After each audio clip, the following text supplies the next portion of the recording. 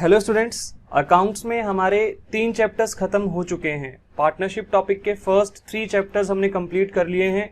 सबसे पहले हमने फंडामेंटल्स ऑफ पार्टनरशिप पढ़ा था, उसके बाद हमने वैल्यूएशन ऑफ गुडविल पढ़ा था और लास्ट में रिसेंटली जो हमने पढ़ा वो change in profit sharing ratio among existing partners हमने पढ़ा था। अब आज हम अपना बुक का 5th चैप्टर स्टार्ट करेंगे। मतलब क्लासेस के हिसाब से अगर देखा जाए तो ये हमारा 4th चैप्टर होगा, क्योंकि हमने एनपीओ अभी तक स्टार्ट नहीं किया, क्योंकि एनपीओ पार्टनरशिप का पार्ट नहीं है। पार्टनरशिप के अंदर आपके चैप्टर नंबर 2 से लेके और रिमेनिंग जितने भी चैप्टर्स आपके फर्स्ट बुक में गिवन हैं वो सारे पार्टनरशिप से रिलेटेड हैं। तो इसीलिए सबसे पहले हम पार्टनरशिप वाला पूरा टॉपिक कंप्लीट करेंगे और लास्ट में एनपीओ कंप्लीट करेंगे। एनपीओ बेसिकली कंपनी से रिलेटेड होता है, ठीक है, कंपनी से रिलेटेड अकाउंटिंग होती है वो, तो वो थोड़ा अलग मैटर हो जाएगा। इसीलिए हम सारी बातें अभी जितनी भी पढ़ रहे हैं वो सारी पार्टनरशिप से रिलेटेड पढ़ रहे हैं। मेजर पोर्शन फर्स्ट बुक में पार्टनरशिप से रिलेटेड था। अब भाई चैप्टर हमें स्टार्ट करना है admission of a partner. Chapter का नाम है एडमिशन ऑफ अ पार्टनर। तो भाई नाम से ही इतना तो समझ में आ गया होगा कि इस चैप्टर में हम पढ़ने क्या वाले हैं।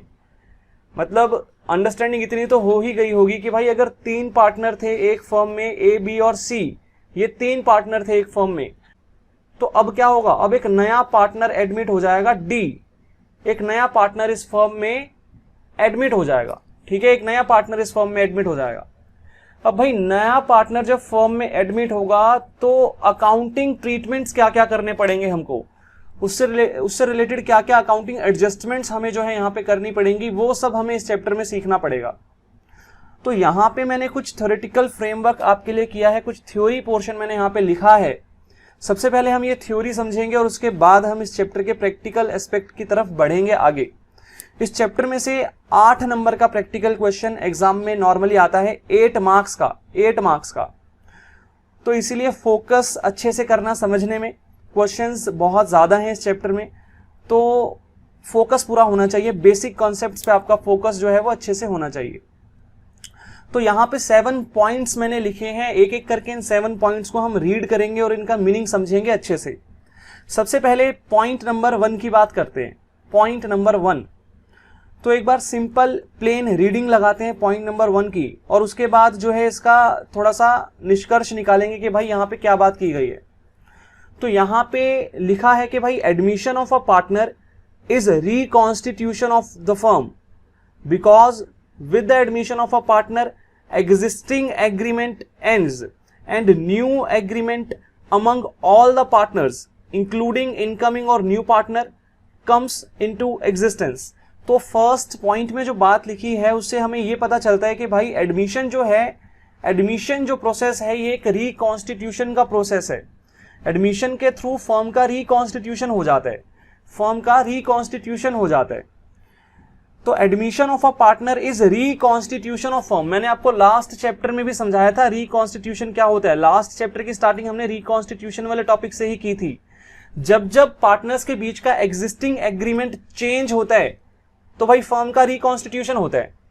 तो यही बात यहां पे लिखी है कि admission of a partner is reconstitution of firm because with the admission of a partner existing agreement ends and new agreement among all the partners comes into existence। तो भाई जो एडमिशन है, एडमिशन के थ्रू क्या होता है कि जो एग्जिस्टिंग एग्रीमेंट होता है एग्जिस्टिंग पार्टनर्स के बीच में, ओल्ड पार्टनर्स के बीच में, जो ए बी सी के बीच में जो एग्जिस्टिंग एग्रीमेंट होगा वो एंड हो जाएगा, वो खत्म हो जाएगा, और अब ए बी सी और डी का न्यू एग्रीमेंट बनेगा, एक न्यू एग्रीमेंट बनेगा। तो भाई जब एग्रीमेंट में चेंजेस आएंगे तो रिकॉन्स्टिट्यूशन होगा या नहीं होगा, रिकॉन्स्टिट्यूशन होगा, ठीक है। तो यही सारी बात लिखी थी, एक बार दोबारा रीड करो।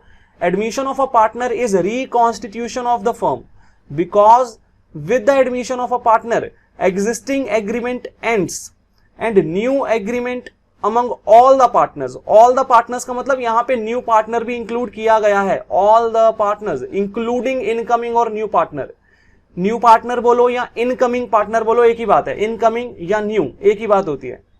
तो इसका मतलब भाई न्यू पार्टनर भी अब जो है इंक्लूड किया जाएगा एग्रीमेंट के अंदर। एग्रीमेंट में चेंजेस आएंगे तो रिकॉन्स्टिट्यूशन होगा फर्म का। तो ये बात तो आपको समझ में आ गई होगी कि भाई एडमिशन जो प्रोसेस होगा, एडमिशन प्रोसेस के थ्रू फर्म का रिकॉन्स्टिट्यूशन होगा, फर्म का रिकॉन्स्टिट्यूशन होगा। आगे बढ़ते हैं भाई नेक्स्ट पॉइंट की तरफ। नेक्स्ट पॉइंट में देखते हैं भाई क्या क्या बातें लिखी है हमने।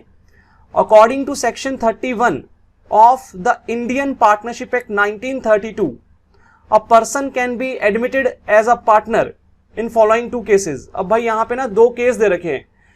जो हमारा इंडियन पार्टनरशिप एक्ट 1932 है, इसका जो सेक्शन नंबर 31 है, तो यहां पे हमें बता रखा है कि भाई हम कब एक न्यू पार्टनर को एडमिट कर सकते हैं। तो यहां पे 2 बातें लिखी हैं। पहली बात, if it is so agreed in the partnership deed, भाई हम एक नया पार्टनर तब एडमिट कर सकते हैं जब हमने पार्टनरशिप डीड में ये प्रोविजन डाला हुआ था, ये रूल डाला हुआ था।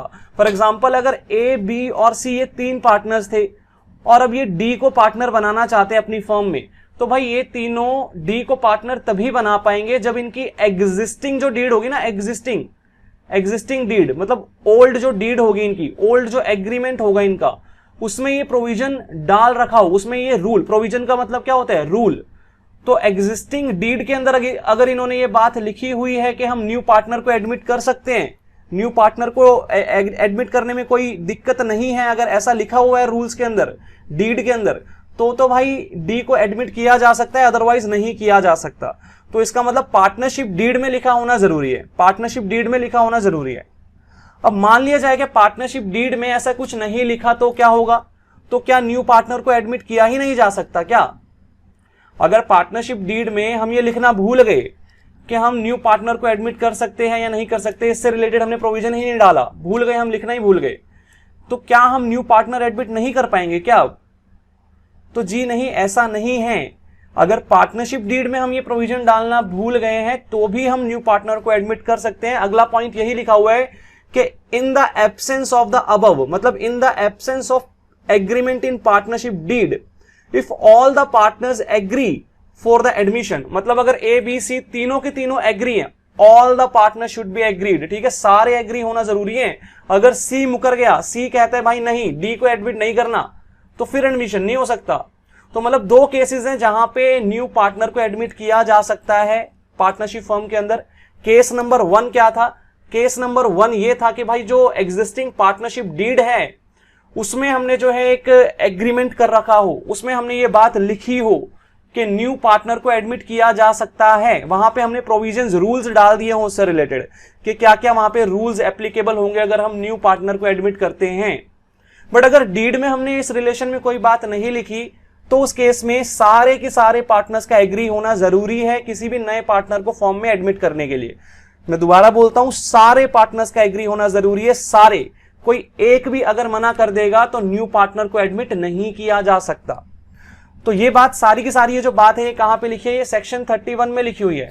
Section 31 of Indian partnership act 1932 में लिखा है कि फॉलोइंग 2 केसेस में एक न्यू पार्टनर एडमिट किया जा सकता है पार्टनरशिप फॉर्म के अंदर। केस नंबर 1 यहां पे बताया कि अगर पार्टनरशिप डीड में हमने एक रूल बना रखा है, एग्रीमेंट किया हुआ है, ठीक है, if it is agreed, agreed माने एग्रीमेंट कर रखा है, if it is so agreed in the partnership deed, अगर हमने पार्टनरशिप डीड में इस मुद्दे के लिए कोई एग्रीमेंट किया हुआ है, और in the absence of above, in the absence of above का मतलब in the absence of agreement in partnership deed, in the absence of above का मतलब in the absence of agreement in partnership deed, मतलब partnership deed में हमने agreement नहीं किया अगर, तो क्या करेंगे? तो भाई सारे पार्टनर्स का एग्री होना जरूरी है। If all the partners agree for the admission, मतलब ए, बी और सी अगर ये ओल्ड पार्टनर्स हैं तो ये तीनों के तीनों एग्री होंगे तो ही हम डी को एडमिट कर पाएंगे, अदरवाइज नहीं कर पाएंगे। If provisions regarding admission are absence in the partnership deed. तो ये बात हमारी पॉइंट नंबर 2 में हमने कवर कर ली। आगे बढ़ते हैं भाई पॉइंट नंबर 3 की तरफ। अब भाई मान लेते हैं एक नया पार्टनर फर्म में एडमिट हो गया, मतलब डी को जो है फर्म में एडमिट कर लिया गया, इसको जो है फर्म में जो है न्यू पार्टनर, इनकमिंग पार्टनर की तरह एडमिट कर लिया गया। तो अब डी के पास क्या क्या राइट्स होंगे, न्यू पार्टनर के राइट्स क्या क्या होंगे, न्यू पार्टनर के राइट्स क्या क्या होंगे, डी को क्या क्या राइट्स मिलेंगे यहां पे। तो ये बात हमने 3rd पॉइंट में लिखी है भाई, पढ़ते हैं एक बार। After admission the new partner gets following 2 rights, भाई उसको 2 राइट्स मिलेंगे, उसको 2 राइट्स मिलेंगे। पहला राइट क्या मिलेगा? Right to share future profits of the firm. अब भाई वो फर्म में एडमिट हो गया है, तो जो न्यू फर्म है उसमें पार्टनर्स कौन कौन होंगे? ए, बी, सी और डी, ये 4 पार्टनर्स हो जाएंगे, तो मतलब डी को भी प्रॉफिट में हिस्सा मिलना चाहिए कि नहीं मिलना चाहिए? अब मिलना चाहिए ना, फ्यूचर प्रॉफिट्स में अब उसका भी हिस्सा होगा। जिस तारीख से वो पार्टनरशिप फर्म में एडमिट हुआ उस तारीख से ही उसको जो है प्रॉफिट में हिस्सा मिलना शुरू हो जाना चाहिए कि नहीं हो जाना चाहिए? हो जाना चाहिए ना। अब वो पार्टनर बन चुका है तो उसको प्रॉफिट में हिस्सा मिलना चाहिए कि नहीं मिलना चाहिए? तो यही बात यहां पे लिखिए कि भाई उसके पास राइट है प्रॉफिट में हिस्सा पाने का, right to share future profits of the firm, right to share future profits of the firm. अगला राइट यहां पे क्या है? Right to share in the assets of the firm. जो फर्म की संपत्ति है, जो फर्म के एसेट्स हैं, उनमें भी वो अपना शेयर जो है वो मांग सकता है, अपना शेयर जो है वो रखेगा, ठीक है, उसको मिलेगा ही, मांग क्या सकता है, उसको मिलना ही है, ठीक है, कंपलसरी है। अगर एक न्यू पार्टनर एक पार्टनरशिप फर्म में एडमिट किया गया है तो जितना भी उसका न्यू प्रॉफिट शेयरिंग रेशियो है उस हिसाब से उसको एसेट्स में भी हक मिलेगा, एसेट्स में भी राइट मिलेगा, ठीक है। तो right to share the assets of the firm, भाई फर्म के एसेट्स में भी उसका राइट आ जाएगा। तो 2 राइट्स मिलते हैं भाई एडमिशन के थ्रू किसी न्यू पार्टनर को। क्या क्या राइट्स मिलते हैं? फ्यूचर प्रॉफिट्स में शेयर हिस्सा पाने के राइट मिलता है, ठीक है, फ्यूचर प्रॉफिट्स में हिस्सा मिलता है उसको। और दूसरा ये कि भाई जो फर्म के एसेट्स हैं उनमें भी उसको हिस्सा मिलता है, ठीक है। तो ये 2 राइट्स मिलेंगे एक न्यू पार्टनर को। अब भाई राइट्स तो ठीक है, बट जब वो फर्म में एडमिट होगा तो फर्म की लाइबिलिटीज में भी तो उसका हिस्सा होना चाहिए कि नहीं होना चाहिए? फर्म की लाइबिलिटीज में भी तो उसका हिस्सा होगा कि नहीं होगा? फर्म के लॉसेस में भी उसका हिस्सा होगा कि नहीं होगा? तो यही बात 4th पॉइंट में कवर की गई है, पढ़ते हैं एक बार। He becomes liable for any liability of the business incurred after admission, उसके एडमिशन के बाद अगर कोई लाइबिलिटी इंकर की गई है तो उसमें उसका हिस्सा होगा, उसका जो शेयर बनता है वो कंट्रीब्यूट करेगा उस लाइबिलिटी में। And any loss incurred by the firm, ठीक है। तो कोई भी लाइबिलिटी या लॉस अगर उसके एडमिशन के बाद इंकर किया गया है तो उसमें वो जो न्यू पार्टनर है, वो जो इनकमिंग पार्टनर है, वो अपना शेयर जो है वो देगा, ठीक है जी। तो इसका मतलब भाई उसको 2 राइट्स मिले। क्या क्या राइट्स मिले? प्रॉफिट में हिस्सा मिलेगा, एसेट्स में हिस्सा मिलेगा, लेकिन भाई साथ ही साथ लाइबिलिटीज और लॉसेस में भी हिस्सा उसको जो है देना पड़ेगा। तो यहां पे ये लाइबिलिटी भी उसकी इंकर हो जाती है। राइट्स तो है ही, साथ साथ उसकी ऑब्लिगेशंस भी हैं, उसकी लाइबिलिटीज भी हैं। यहां पे आगे बढ़ते हैं भाई। 5th पॉइंट में क्या लिखा है? द न्यू पार्टनर और incoming partner receives share in future profits equal to the sacrifice of profit share of existing partner. अब एक बात समझना ध्यान से, ए बी और सी ओल्ड पार्टनर्स थे, और डी को इन्होंने अपनी फर्म में एडमिट कर लिया। अब पहले क्या होता था? पहले ये जो 3 पार्टनर्स थे, इन 3 पार्टनर्स में 2 लाख का प्रॉफिट मान लेते हैं कि भाई इनको 2 लाख का एवरेज प्रॉफिट होता था हर साल, तो ये आपस में इक्वली बांट लेते थे, 1:1:1 की रेशो में इक्वल बांट लेते थे। अब अगर ये 2 लाख की जगह काम करते 3 लाख कर देते हैं, कैलकुलेशन इजी हो जाएगी। तो 3 लाख का प्रॉफिट अगर ये इक्वली बांटेंगे तो ए के हिस्से में भी 1 लाख आ जाता था, बी के हिस्से में भी 1 लाख आ जाता था, और सी के हिस्से में भी 1 लाख आ जाता था, इक्वल प्रॉफिट्स आ जाते थे। लेकिन अब डी एडमिट होगा तो अब पार्टनर कितने हो जाएंगे? 4 partners, A B C D, 4 partners हो जाएंगे। और अब ये जो 3 लाख का प्रॉफिट था, अब ये 3 लाख का प्रॉफिट इन चारों में बटेगा, इनकी न्यू रेशो हो सकता है इक्वल हो सकता है ना भी हो, ठीक है ना, क्योंकि एग्रीमेंट दोबारा से बन रहा है ना, रिकॉन्स्टिट्यूशन हो रहा है फर्म का। तो जब एग्रीमेंट दोबारा बनाया जाएगा तो हो सकता है कि रेशो हमने इक्वल डिसाइड की हो या हो सकता है ना भी की हो। बट अगर मान लेते हैं कि भाई इन्होंने इक्वल डिसाइड की है future profit sharing ratio, new profit sharing ratio, तो उस केस में भी यहां पे सबके हिस्से में प्रॉफिट कम आएगा कि नहीं आएगा? मतलब ये जो ओल्ड पार्टनर्स हैं ये अपना शेयर सैक्रिफाइस करेंगे कि नहीं करेंगे न्यू पार्टनर के लिए? भाई ये सैक्रिफाइस कर देंगे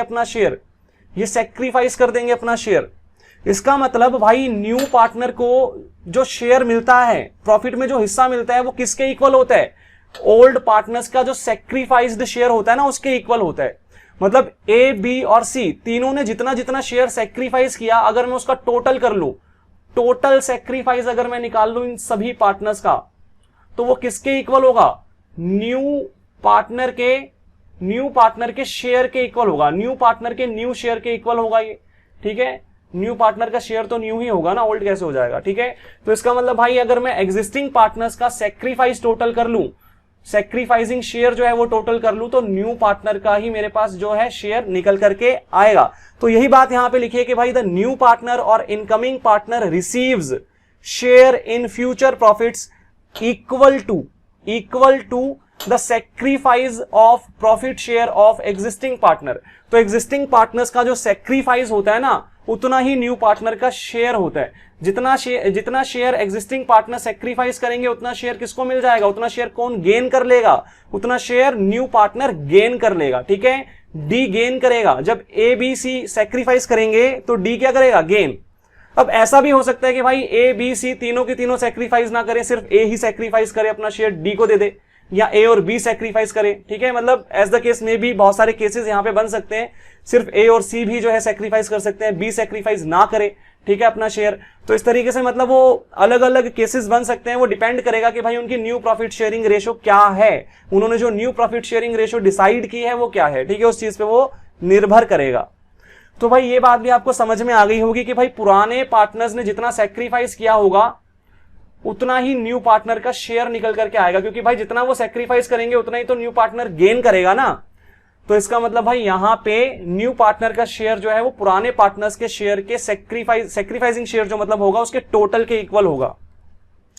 तो भाई ये था पॉइंट 5। आगे देखो भाई पॉइंट 6 क्या है, न्यू और incoming partner compensates all those partners who sacrifice their profit shares in his favor।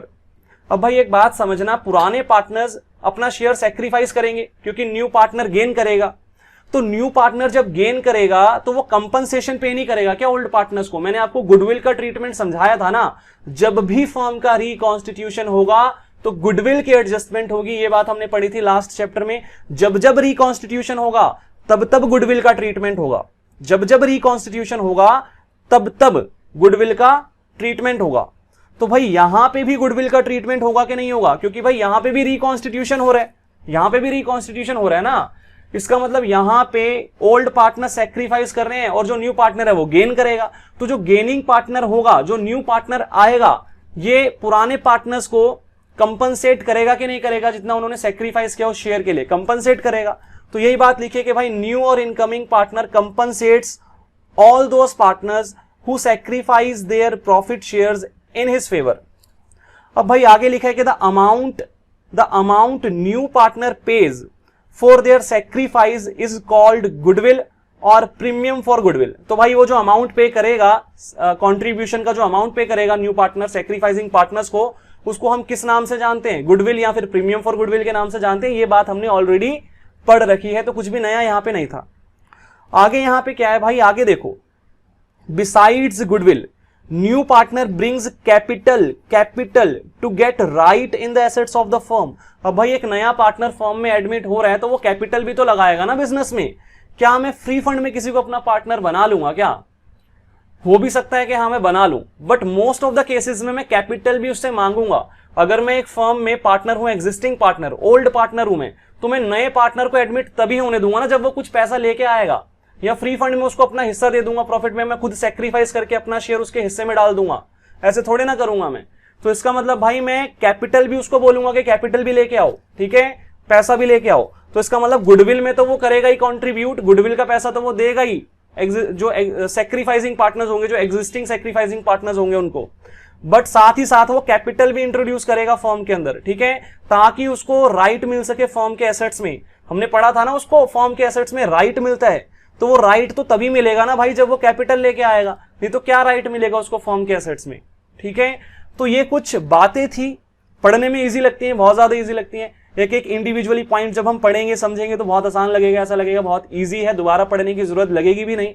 But यही चीजें अगर अच्छे से माइंड में सेट हो जाएंगी तो बाद में प्रॉब्लम नहीं आएगी, ठीक है, बाद में बिल्कुल दिक्कत नहीं आएगी अगर थ्योरेटिकल बेस थोड़ा सा ठीक होगा।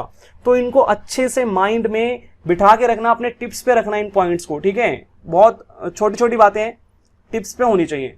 अब भाई आगे यहाँ पे कुछ बातें मैंने और लिखी है, इनको भी एक बार रीड कर लेते हैं। Topics to be discussed in this chapter, इस चैप्टर में क्या क्या टॉपिक हमें पढ़ने हैं। अब मैंने आपको इस चैप्टर के स्टार्टिंग में ही फर्स्ट पॉइंट में ही बता दिया कि भाई इस चैप्टर में क्या होगा, रिकॉन्स्टिट्यूशन होगा फर्म का, क्योंकि एक नया पार्टनर एडमिट होगा तो पुराना जो एग्रीमेंट था वो एंड हो जाएगा, वो कैंसिल हो जाएगा और एक नया एग्रीमेंट बनेगा। इसका मतलब भाई रिकॉन्स्टिट्यूशन होगा। और लास्ट चैप्टर जो हमने अभी पढ़ा उसमें हमने समझा था कि भाई जब जब रिकॉन्स्टिट्यूशन होगा तब तब कुछ स्टेप्स फॉलो करने पड़ेंगे हमको, और वही स्टेप्स यहां पे दोबारा से मैंने कॉपी पेस्ट किए। एक बार दोबारा से देखो, स्टेप नंबर 1 वहां पे पढ़ा था कि भाई change in profit sharing ratio होगा, मतलब सैक्रिफाइसिंग रेशियो, गेनिंग रेशियो वगैरह का कैलकुलेशन किया जाएगा। उसके बाद हमने समझा था कि भाई valuation and adjustment of goodwill होगा, फिर revaluation of assets and reassessment of liabilities होगा, फिर accounting of reserves, accumulated profit and losses होगा, और फिर कैपिटल एडजस्टमेंट्स होंगी। ये सारे टॉपिक्स हमने लास्ट चैप्टर में पढ़े थे, बट यहां पे इन टॉपिक्स को हम एडमिशन के कंटेक्स्ट में पढ़ेंगे। इसका मतलब यहां पे जो हमारा स्कोप होगा पढ़ने का वो थोड़ा अलग होगा। एडमिशन जो टॉपिक है उसके इर्द गिर्द ये सारा स्कोप घूमेगा, ठीक है। मतलब वहां पे हमने जो स्टडी की थी वो सिर्फ change in profit sharing ratio वाले केसेस में की थी, ठीक है। मतलब वो एक लिमिटेड स्टडी थी। अब थोड़ा सा आगे हम बढ़ रहे हैं, थोड़ा सा ब्रॉडर जो है कॉन्सेप्ट यहां पे आएगा। यहां पे प्रॉफिट शेयरिंग रेशियो तो चेंज होगी ही होगी, क्योंकि एक नया पार्टनर एडमिट हो रहा है। तो भाई पुराने पार्टनर्स में जो प्रॉफिट शेयरिंग रेशियो थी, अब नए पार्टनर के आने से वो चेंज तो होगी ही होगी। 3 पार्टनर्स में प्रॉफिट बढ़ता था, अब 4 में बटेगा। प्रॉफिट शेयरिंग रेशियो तो चेंज होनी ही है, लेकिन साथ ही साथ यहां पे एडमिशन भी तो आ गया, एडमिशन का नया कॉन्सेप्ट भी तो आ गया ना। तो इसका मतलब ये थोड़ा ब्रॉडर कॉन्सेप्ट हो गया, यहां पे ज्यादा बातें डिस्कस होने वाली है हमारी। ये चैप्टर बहुत ज्यादा इंपॉर्टेंट भी है और इस बुक का सबसे हैवी चैप्टर माना जाता है। अब यहां पे खुशी की बात यह है कि भाई इस बार आपके सिलेबस से एडजस्टमेंट ऑफ कैपिटल वाला टॉपिक हटा दिया गया। मतलब ये जो 5th वाला पॉइंट है ना, ये हमें पढ़ना ही नहीं है। इलिस्ट्रेशन 52 से लेके 63 तक आपकी बुक में जो है ये इसी टॉपिक से रिलेटेड थे। अब हमें करने की आवश्यकता नहीं पड़ेगी। और जो अनसॉल्व क्वेश्चंस थे आपकी बुक में वो भी 90+ थे, बट क्योंकि ये टॉपिक कट चुका है तो अब टोटल क्वेश्चंस हमें सिर्फ 77 तक ही करने पड़ेंगे, जो हमारे प्रैक्टिकल क्वेश्चंस हैं, जो मैं होमवर्क दिया करता हूं बेसिकली। तो मतलब हमारे जो क्वेश्चंस हैं वो थोड़े कम हो जाएंगे, बट फिर भी ये चैप्टर इंपॉर्टेंट ही रहेगा। क्यों? क्योंकि भाई इसमें अब इजी चीजें नहीं आने वाली। मतलब जो हमने अब तक पढ़ा था, जो हमने 3 चैप्टर्स अब तक पढ़े हैं वो सारे बेसिक चैप्टर्स थे, बहुत छोटे चैप्टर्स थे, वो सारे बेस थे वो सारे। लेकिन अब यहां से हमारा जो रियल अकाउंटिंग है वो स्टार्ट होगी। धीरे धीरे आपको समझ में आएगा कि ये कितना लेंथी चैप्टर है और यहां पे क्या क्या चीजें आएंगी वो धीरे धीरे आपको पता चलेगा। यहां पे आपके 11th के कॉन्सेप्ट्स भी जो है वो अप्लाई हो जाएंगे। मतलब आपको यहां पे जर्नल पे कमांड होना चाहिए। जर्नल अगर अच्छे से आता है, बेसिकली जर्नल कोई पढ़ाता नहीं है स्कूल में, अगर टीचर्स कराएंगे तो आपको जर्नल के थ्रू थोड़ी ना समझाएंगे। लेकिन अगर जर्नल नहीं आता तो मेरे हिसाब से तो लेजर भी नहीं आता फिर, ठीक है। जर्नल आएगा तभी लेजर कर पाओगे। अब मुझे नहीं समझ में आता कि बच्चे बिना जर्नल के सीधा लेजर कैसे बना लेते हैं, उनको जर्नल एंट्रीज तक नहीं आती हैं। तो जर्नल पे कमांड अच्छी होनी चाहिए, मैं जर्नल पे ज्यादा फोकस करूंगा। यहां पे एडमिशन का कॉन्सेप्ट तो चलेगा ही इस चैप्टर में, साथ ही साथ आपको इधर उधर की बहुत सारी एडजस्टमेंट्स दे दी जाएंगी क्वेश्चन में। मतलब एडमिशन से उनका कोई लेना देना नहीं होगा। मतलब आपकी अकाउंटिंग चेक करने के लिए वो आपको इधर उधर की बातें दे देगा। अब वो बातें आप तभी सॉल्व कर पाएंगे जब आपको जर्नल आता होगा। आपके जब 11th क्लास के अकाउंटिंग कॉन्सेप्ट जो है वो अच्छे होंगे तभी आप इन बातों को जो है कर पाएंगे। तो वो सारा काम मैं आपको करवा के दूंगा। ये जो रिवीजन है 11th क्लास के कॉन्सेप्ट्स की, इसमें साथ साथ आपको बीच बीच में जो है टॉपिक्स जब जब हम कवर करेंगे तब तब मैं आपको बीच बीच में जो है करवा के देता रहूंगा। अनसोल्व क्वेश्चंस में भी काफी सारी चीजें ऐसी होंगी जो आपको समझ में नहीं आएंगी, तो वो सब चीजें मैं डिस्कस करूंगा आपके साथ इस चैप्टर में। इस चैप्टर में थोड़ी मेहनत हमारी ज्यादा लगेगी, खासकर मेरी मेहनत थोड़ी ज्यादा लगने वाली है यहाँ पे। तो मैं चाहूंगा कि आप कोऑपरेट करें। जब जब मैं होमवर्क दूं तब तक सारा होमवर्क साथ साथ कंप्लीट होना चाहिए, लेट नहीं होना चाहिए बिल्कुल भी। और जितना भी मैं क्लास में पढ़ाऊंगा मैं उम्मीद करता हूं कि अब तक भी आपने जो है सारा का सारा दोबारा रिवाइज किया होगा। मतलब मेरे पढ़ाने के बाद आप उन क्वेश्चंस को दोबारा भी करते होंगे। क्लास में अगर मैं क्वेश्चंस कराता हूं तो वो घर पे दोबारा से होते होंगे, बिना देखे आप खुद से करते होंगे, ऐसी मैं उम्मीद करता हूं। और अगर नहीं भी करते हैं तो अब करना शुरू कर दो, ठीक है, अब करना शुरू कर दो। तो भाई ये टॉपिक्स है हमारे। मैंने आपको दोबारा से एक बार बता देता हूं। सबसे पहले change in profit sharing ratio, ये टॉपिक हम पढ़ेंगे। यहाँ पे इलस्ट्रेशन 1 से लेके 16 तक कवर होंगे। उसके बाद valuation and adjustment of goodwill है, यहाँ पे 17 to 34, 17 से लेके 34 तक जो हमारे इलस्ट्रेशन है ये सारे कवर होंगे। उसके बाद revaluation of assets and reassessment of liabilities वाला टॉपिक है, यहाँ पे 35 to 40 जो इलस्ट्रेशन दिए गए हैं वो कवर होंगे। उसके बाद accounting of reserves, accumulated profit and losses में हमारे 41 to 51 वाले जो क्वेश्चंस हैं, जो इलस्ट्रेशंस हैं वो कवर होंगे। आज मैं आपको थ्योरेटिकल चीजें ही पढ़ा रहा हूं, मैं आपको प्रैक्टिकल क्वेश्चंस नहीं करा रहा। नेक्स्ट क्लास से मैं आपको जो है प्रैक्टिकल पोर्शन कराना स्टार्ट कराऊंगा। फर्स्ट टॉपिक हम स्टार्ट करेंगे change in profit sharing ratio, और ये जो 16 इलिस्ट्रेशन है ये एक ही क्लास में आपको मैं करवा के दे दूंगा, एक ही क्लास में ये कंप्लीट हो जाएगा फर्स्ट टॉपिक। तो मतलब नेक्स्ट क्लास में प्रैक्टिकली सारा काम होने वाला है और काफी सारी चीजें हम जो है नेक्स्ट क्लास में समझने वाले हैं प्रैक्टिकली। तो ये थ्योरेटिकल जो चीजें मैंने समझाई थी इनको अच्छे से माइंड में रखना। आज की क्लास में यहीं पे खत्म कर रहा हूं, ठीक है। तो ज्यादा कुछ पढ़ा नहीं है हमने, बस थ्योरेटिकल कुछ बातें समझी थी, इनको माइंड में रखना अपने कि एडमिशन के अंदर हमारा कॉन्सेप्ट क्या है, थोड़ा थोड़ा सा आपको जो है समझ में आना चाहिए। बाकी जब मैं प्रैक्टिकली स्टार्ट करूंगा नेक्स्ट क्लास में तो आपको बहुत अच्छे से सारी बातें समझ में आएंगी और आज की क्लास यहीं पे खत्म की जाएगी।